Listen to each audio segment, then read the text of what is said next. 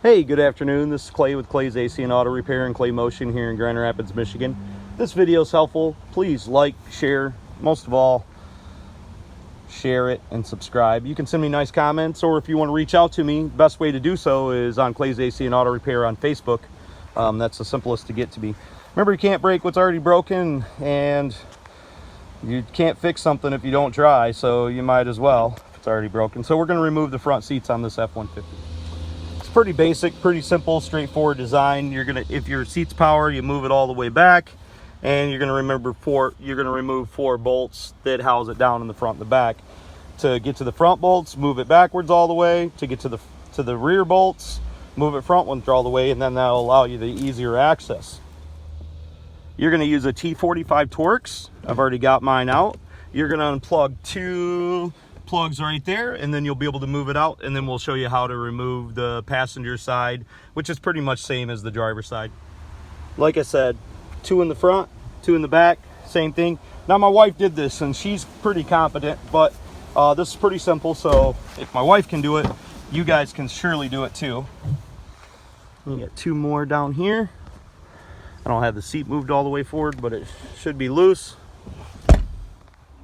So the center seat's a little bit more encompassing. The front bolts are fairly easy to get to. You're going to need a ratchet and the T45 to get to it.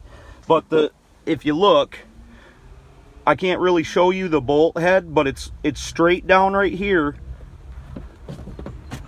And this is standing up pretty straight. So you get an idea of that it's over here. So it basically puts it right about there. So you're going to take your cushion, peel it back, drop your extension, and then hopefully this comes right out.